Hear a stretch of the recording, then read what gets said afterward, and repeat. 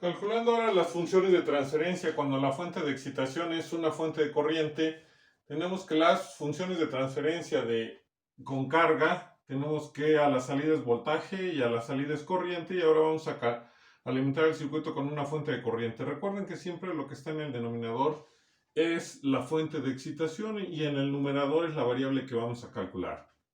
Entonces el circuito sería el siguiente, en el cual entre la terminal 1 y 0,1 conectamos una fuente de corriente y entre la terminal 2 y 0,2 está conectada la carga. Como cerramos el circuito con una impedancia, entonces podemos calcular el voltaje de 2 a 0,2, que es en la impedancia, y la corriente estaría fluyendo ya que está cerrado, pero conserva la dirección que es hacia la izquierda de la terminal 2.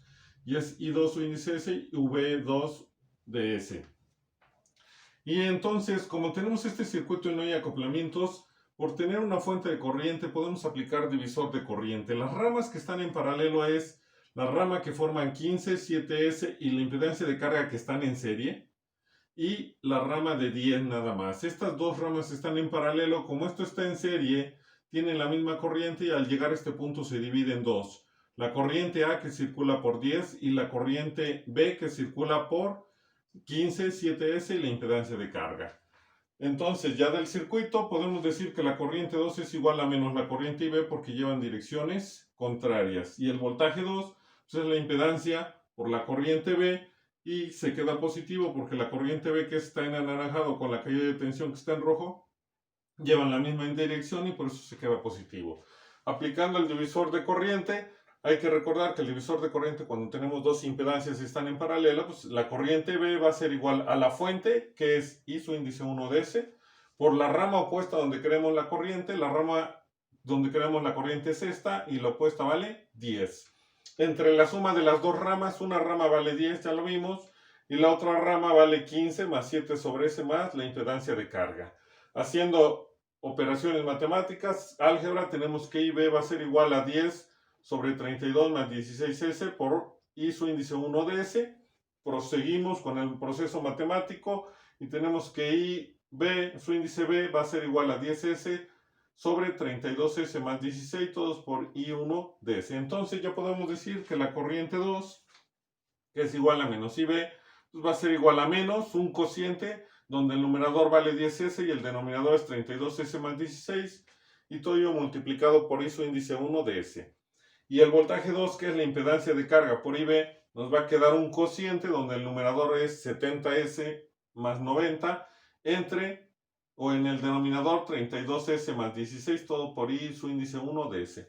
Ya podemos calcular las funciones de transferencia, puesto que ya calculamos a I2 de S y a V2 de S. Y tenemos que la función de transferencia, en la cual el voltaje 2 sobre la corriente 1, sustituimos el valor del voltaje 2, y entonces aquí tenemos que se van a eliminar las corrientes 1 y tenemos que es un cociente en el cual el numerador es 70S más 90 y el denominador es 32S más 16. Sus unidades son ohms, puesto que estamos haciendo voltaje sobre corriente y eso nos va a dar siempre una impedancia, por eso las unidades son ohms. Es una función propia porque el grado del polinomio del numerador es igual al grado del polinomio del denominador. Por lo tanto, podríamos trabajar para obtener una respuesta a partir de transformar este circuito en la frecuencia, o en fase, o en diagramas de bloques. Bueno, tenemos la función de transferencia, en la cual es I su índice 2 sobre I su índice 1. Sustituimos el valor de I su índice 2, que es menos 10S sobre 32S más 10, por I su índice 1. Se van a eliminar las I su índice 1. Y al final la función de transferencia nos queda como menos 10S sobre 32S más 16. No tiene unidades, puesto que es corriente sobre corriente. Y con esto estaríamos terminando las funciones de transferencia, tanto de cortocircuito, circuito abierto y con carga. Lo único que se va a hacer es obtener la función de transferencia, que va a quedar en el dominio de Laplace, ya bajo algún proceso. Puede ser de control, puede ser en electrónica, puede ser hasta química, utiliza funciones de transferencia, en la cual a partir de la función de transferencia se realice algún proceso para obtener ya sea diagramas de Bode en fase, diagramas de Bode en frecuencia o diagramas de bloque para hacer el ejemplo del proceso, como nos quedaría.